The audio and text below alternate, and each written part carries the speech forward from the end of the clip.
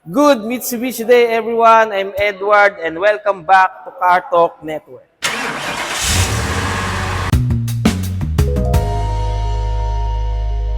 And for today's video ay ipapakita ko sa inyo mabilis na walk around lang dito sa ating 2025 Mitsubishi Montero Sport GLS Automatic.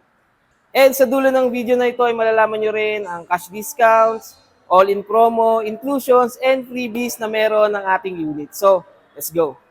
Okay, so start muna tayo sa engine. Ang engine ng Montero Sport natin ay 2.4 liter, 4 inline, double overhead camshaft with Maybach technology o Mitsubishi Innovative Valve Timing Electronic Control System.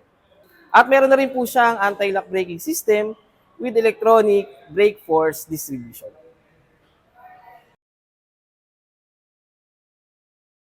Sa pagdating naman sa ating front wheel ay naka new generation dynamic shield design na siya. And sa ating daytime running light na naka LED, LED na rin ang kanyang headlamp. Lahat ng ilaw po ay naka LED na sa ating Montero Sport GLS. And kung mapapansin nyo guys, meron din po siya dito camera. Yan. Para sa ating 360 camera. Yung front suspension pala ng ating Montero Sport GLS Automatic ay naka-double wishbone with coil spring and stabilizer bar. And pagdating naman sa rear suspension niya is naka-3-link coil spring and with stabilizer bar din. Ayan, so pagdating naman sa ating wheels, ang ating Montero Sport GLS Automatic ay naka 18-inch alloy wheels and meron po siyang 218mm na ground clearance. And ito naman pong ating side mirror ay naka-auto fold na at kung papansin nyo, merong signal indicator at sa ilalim po, ito po yung isang camera para sa 360 degrees camera. Okay? So ito naman po ay naka-push button na entry ko. So keyless entry na rin po siya. So dito naman tayo. So pagbukas ng pinto, mapapansin nyo kagad yung leather wrap po na ito na pinto. Yan. Naka-leather wrap. And yung power lock ng doors and power window control. Okay, pasok naman tayo sa loob. And ito, kung mapapansin nyo guys, saka-power na rin ang seat adjustment niya. Okay, so nandito na tayo sa loob guys, sa driver seat. At kung mapapansin nyo dito sa aking left side, nandiyan po ang power control sa side mirror and yung kanyang auto fold. Sa bandang ibaba naman yung kanyang parking sonar, active stability control. Nandito na rin yung start and stop push button engine. Dating sa steering wheel ay naka-leather wrap steering wheel. And nandito rin po ang audio control, cruise control, and yung kanyang hands-free na voice command. Okay, at meron din po itong paddle shifter. Kabilaan po, plus and minus. Pagdating naman sa infotainment niya, yan guys, so naka 8-inch smartphone link, display audio na siya na pwedeng i-connect through Apple CarPlay and yung Android Auto. And pagdating naman po sa aircon system ng Montero Sport GLS Automatic, naka single zone auto climate control system. Ito may auto po siya. Okay, at ito po ay naka 8-speed automatic transmission with electronic parking brake and brake auto hold. Meron din po lagayan dito ng key fob and meron din po siyang cup holder. Dito po sa bandang gitna, meron po siyang leather na armrest at meron din pong storage.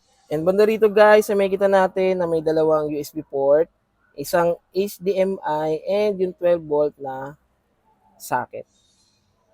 And napansin ko rin dito yung room light niya. Merong left and right and yung sa center. And meron din po tayo dito sunglass holder.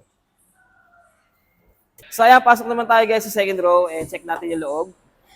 Okay, pagbukas niyo pa lang yung pinto, yung mapapansin niyo na yung leather seat. Okay, check naman natin yung legroom. Okay naman, maluwag po. Ito. Yan, and meron din po dito, yan, USB port, and itong 150 watts na power outlet. So ayun, papakita ko naman sa inyo yung fold and stumble ng ating Montero. Yan. Para naman sa access sa third row. And papakita ko na rin sa inyo habang nandito ako kung gaano ba kaluwag dito sa third row ng ating Montero.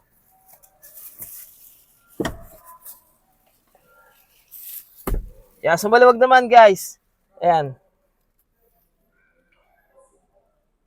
At ito, dito rin po sa taas ay meron din pong control sa light, sa room light, ayan, and control din po sa aircon. And by the way, ang ating Montero Sport ay naka-dual SRS airbags. Yung Montero Sport natin guys ay may fuel tank capacity na 68 liter diesel engine. O, isa nandito naman tayo sa bandang likod ng Montero Sport. Ang mapapansin natin, yung fin-type antenna, yung kanyang roof rail, and syempre naka-defogger na rin po with wiper ang ating likod ng ating Montero. And ito, kung mapapansin nyo, yung parking sonar sensor with reverse camera na rin po ito. And ito, maraming nagtatanong kung ito bang Montero GLS ay naka-powered tailgate na. So hindi pa, lift type pa po siya. Hindi lang natin matitesting ngayon kasi ito po ay display sa ating showroom. Pero nililip pa po ito, hindi pa po siya kick motion. Ang kick motion lang natin ay para sa Montero Black Series variant. So ayan guys, dito naman tayo papasok sa passenger side. Tara. And pagpasok mo, ganun din, naka-leather wrap yung ating pinto. And may malaki po siyang glove box. Okay. And pagdating naman sa luwag niya, okay na okay. Ito hindi pa naka-powered yung seat adjust. Sa driver side lang po naka-power adjust. Okay?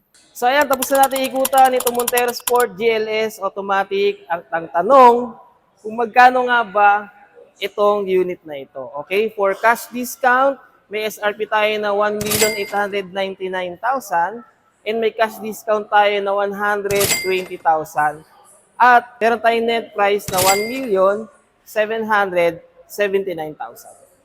And pagdating naman po sa kanyang all-in promo, ang all-in down payment po based on 20% ng 2025 Mitsubishi Montero Sport GLS Automatic ay maaari nyo ma-avail for as low as 105,000 pesos with free 1-month amortization. Ang ibig sabihin, after 70 days ka pa bago magsimulang mag-monthly.